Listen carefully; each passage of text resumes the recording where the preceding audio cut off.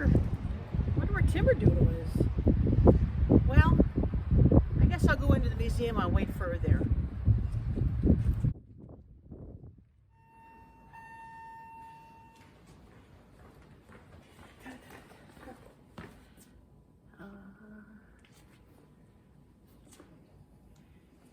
I think I found Timberdoodle. Welcome to another episode of Toad and Timberdoodle. And today we're at the Carnegie Museum and we're going to teach you all about Birds. Yes, we're going to be bringing birds to life. Yes, we are. We are. And I think everyone generally knows how much that you love birds. Yep. And it's actually contagious. Before I really knew you, I cared like this much about birds. And now I care this much. Much better. About birds. Much about birds.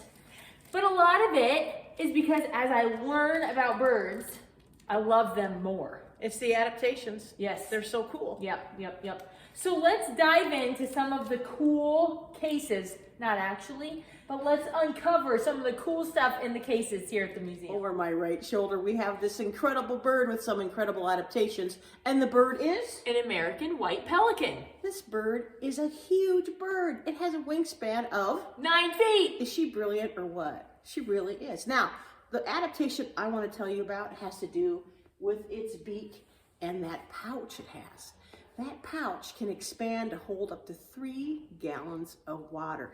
And the lower jaw, it actually will bow out. It bows out so it can scoop up a lot of water at one time. Incredible. And if they catch a fish Yes. in their beak, Yes. they'll lean down, let the water drain out, and then lean up. And they do have to adjust the fish in their mouth so it goes face first, so the barbs don't get the throat on the way down. That can be an issue if you're a pelican. Yeah. All right, but what can a pelican do? It can do anything. That's our first cool bird today. Pelicans are awesome. They are. So, everybody knows I love birds, and I especially love woodpeckers. Their adaptations are out of this world.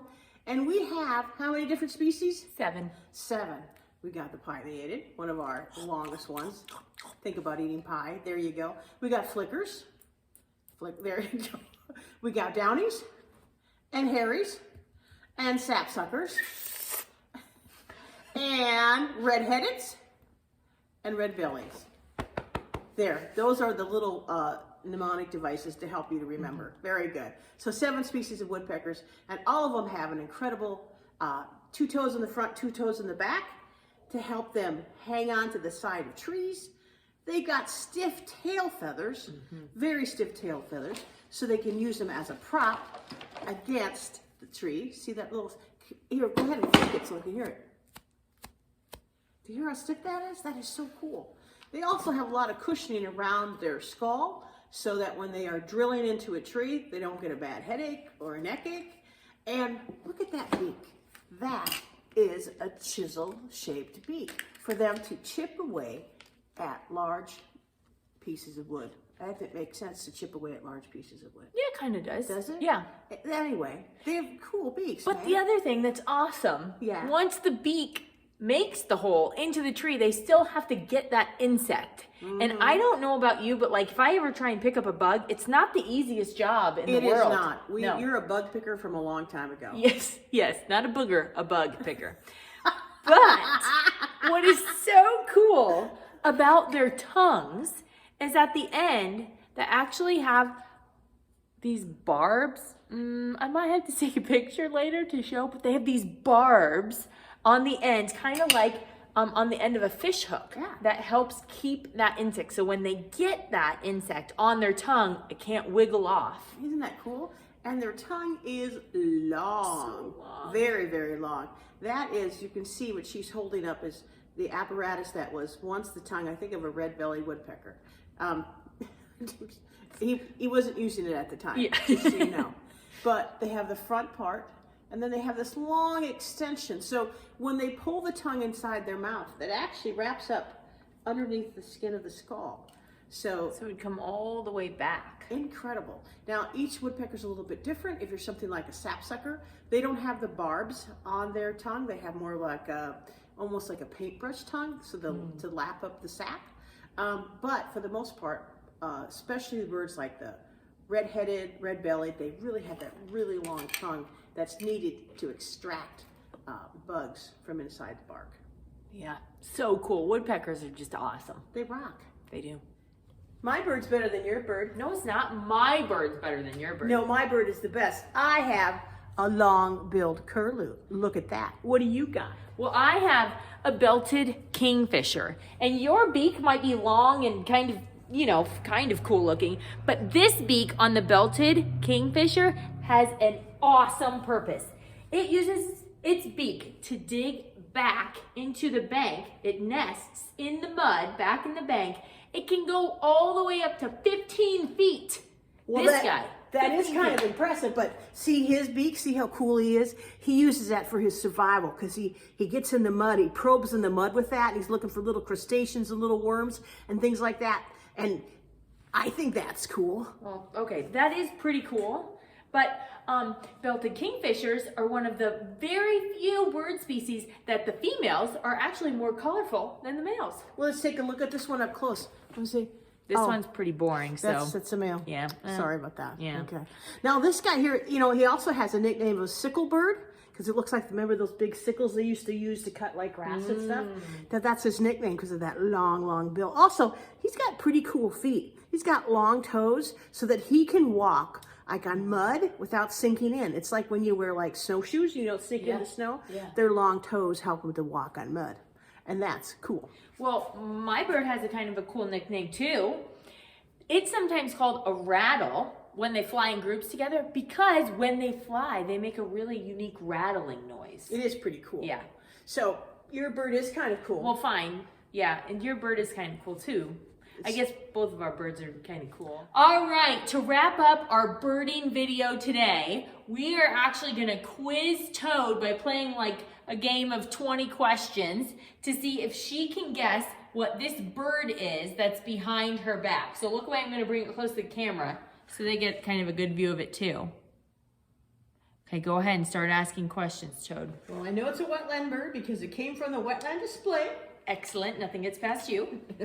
Is it bigger than a wood duck? It's taller than a wood duck. Okay. Does it have the beak of a duck? No. Does it have a beak of a hawk, like a hooked beak? No. Good question. Does it have a long, skinny beak? Yes, it does. Okay. Is it a beak used for probing in the bud or a spear type beak? Spear type. Spear type. Is it a great blue heron? No. Because are you holding it in your hands? I am holding it in my Definitely not a hands. great blue heron. I am freakishly strong, but not You that are- strong. You are freakish anyway. And would you, spear beak. Does it, so it's smaller than a You're great blue close. heron. Can you give me a clue? Okay. This bird is actually kind of known for using a tool, using its beak, using its brain for fishing. A little green heron. Yes, exactly. Nice. That's me clapping. This is a little green heron. I think an awesome, awesome bird. They will take things like a worm, just like we put a worm on a hook. They just hold it in their beak and they will dangle it over the water to attract fish to come closer. So cool. And then they spear fish and eat it. Yeah. I mean, a lot going on in that head there, in that brain. And this is a bird that you can see around our ponds and lakes here in Jefferson County. Awesome. Yeah. Very good. Hey, you still got it. Haven't lost it yet. Yeah, that's right. Well, thank you for joining us for another episode of Toad. and Timberdoodle. We'll see you next time. Go Bye. birdie!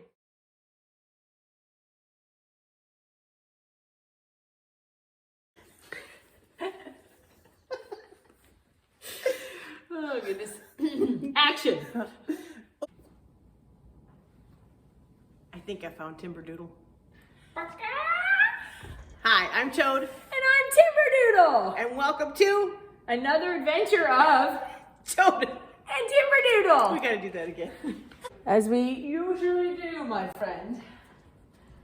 I'm gonna do the weird monkey pose. Assume your positions.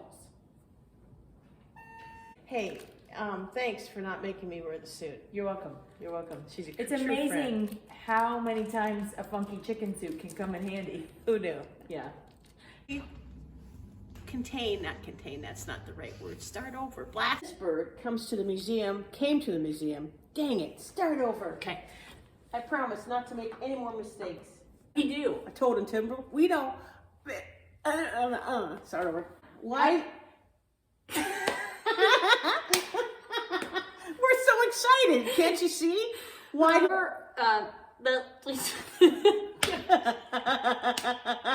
Cut. Oh golly gee. Hi, over my Cut. Action. This done. We'll just do one today. Yeah. One bird a day. One bird a day. 7 days later, we'll have a video. Yeah. All right. Action. All right. You can scooch in closer too. You can sit by me if you wanted to. I'm good right here. I don't want to sit by you. Close to you. Okay. I didn't mean that. Action. How many different species do we have, Brittany? 7. And can you show us the I called you action? Brittany Oh, cut. I didn't even notice. Cut. because that's your name. Yeah, well, yeah. They don't know that, though. You're a genius. Thank you for acknowledging that, Timberdoodle. Yes.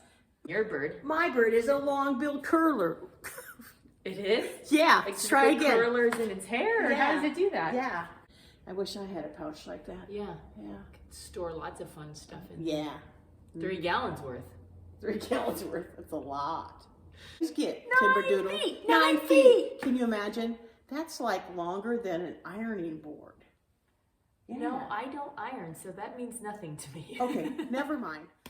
How do we do? We're gonna Pretty keep that darn back. good.